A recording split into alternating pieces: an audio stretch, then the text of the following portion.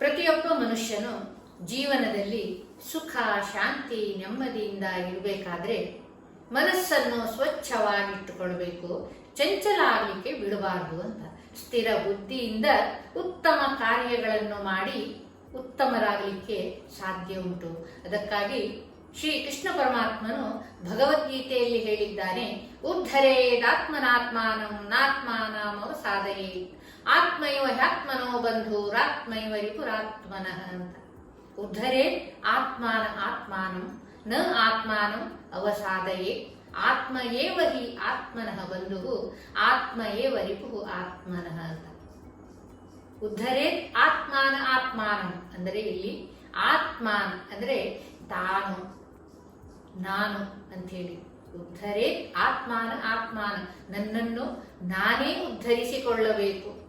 ನನ್ನನ್ನು ಉದ್ಧರಿಸುವವನು ನಾನೇ, ಬೇರೆ ಯಾರು ನಮ್ಮನ್ನು ಉದ್ಧರಿಸಲಿಕ್ಕೆ ಸಾಧ್ಯ ಇಲ್ಲ. ನಮ್ಮನ್ನು ನಾವೇ ಉದ್ಧಾರ ಮಾಡಿಕೊಳ್ಳುವವರು. ನ ಆತ್ಮಾನ ಅವಸಾದಯೇ, ನಮ್ಮನ್ನು ನಾವು ಅವಸಾನದತ್ತ ಕೊಂಡೊಯ್ಯಬಾರದು, ನಮ್ಮನ್ನು ನಾವು ಕಡೆಗಣಿಸಬಾರದು, ನಮ್ಮನ್ನು ನಾವು ಹೀನವಾಗಿ ಕಾಣಬಾರದು. ಅಂದರೆ ನಮ್ಮನ್ನು ಬೇರೆ ಯಾರು ನಮ್ಮನ್ನು ಕೀಳು ಮಟ್ಟಕ್ಕೆ ಕೊಂಡೊಯ್ಯಲಿಕ್ಕಾಗೋದಿಲ್ಲ, ಬೇರೆ ಯಾರು ನಮ್ಮನ್ನು ಉದ್ಧಾರ ಮಾಡಲಿಕ್ಕಾಗೋದಿಲ್ಲ. ನಮ್ಮನ್ನು ಉದ್ಧಾರ ಮಾಡಲಿಕ್ಕೆ ನಾವೇ ಕಾರಣರು. ಹಾಗೆ ನಾವು ಅಧೋಗತಿಗೆ ಹೋಗ್ಲಿಕ್ಕೂ ಕೂಡ ನಾವೇ ಕಾರಣರು.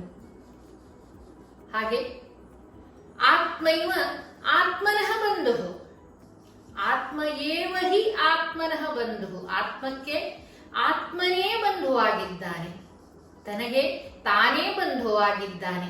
ನಮಗೆ ಬಂಧುಗಳು ಅಂತ ಬೇರೆಯವರು ಕಂಡರೂ ಕೂಡ ನಮಗೆ ಉತ್ತಮವಾದ ಬಂಧು ನಾನು. ನಮ್ಮ ಮನಸ್ಸೇ ನಮಗೆ ಬಂಧುವಾಗಿರುತ್ತದೆ. ಹಾಗಾಗಿ ನಮಗೆ ನಾವೇ ಬಂಧುಗಳು, ತನಗೆ ತಾನೇ ಬಂಧು. ಆತ್ಮೈವ ರಿಪುಹು ಆತ್ಮನಃ, ತನಗೆ ತಾನೇ ಶತ್ರು ಕೂಡ. ರಿಪು ಅಂದ್ರೆ ಶತ್ರು. ಆತ್ಮ ಏವ ರಿಪುಹು ಆತ್ಮನಃ, ತನಗೆ ತಾನೇ ಶತ್ರುವಾಗಿದ್ದಾನೆ.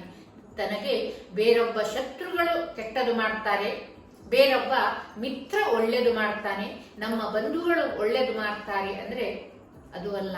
ನಮಗೆ ನಾವೇ ಬಂಧುಗಳು, ನಮಗೆ ನಾವೇ ಶತ್ರುಗಳು. ನಮಗೆ ಬೇರೆ ಯಾರು ಕೆಟ್ಟದು ಮಾಡೋದಿಲ್ಲ. ನಾವು ನಮ್ಮ ಮನಸ್ಸು ಮತ್ತು ಬುದ್ಧಿಯನ್ನು ಚೆನ್ನಾಗಿ ಇಟ್ಟುಕೊಂಡು ಉತ್ತಮ ಕಾರ್ಯಗಳನ್ನು ಮಾಡ್ತಾ ಹೋದ್ರೆ ನಮ್ಮನ್ನು ಹಾಳು ಮಾಡಲಿಕ್ಕೆ ಸಾಧ್ಯ ಇಲ್ಲ.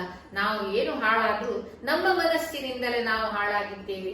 ನಮಗೆ ಇನ್ನೊಬ್ಬರು ಏನೋ ಕೆಟ್ಟದು ಭಾವಿಸ್ತಾನೆ, ಬೇರೆಯವರು ನಮಗೆ ಏನೋ ಹೇಳ್ತಾರೆ, ಇವನ್ನೆಲ್ಲ ನಾವು ಮನಸ್ಸಿನಿಂದ ತೆಗೆದು ಹಾಕಬೇಕು.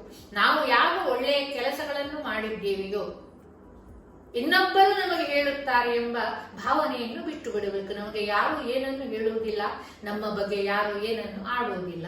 ನಮಗೆ ನಾವೇ ಮಿತ್ರರು, ನಮಗೆ ನಾವೇ ಶತ್ರುಗಳು.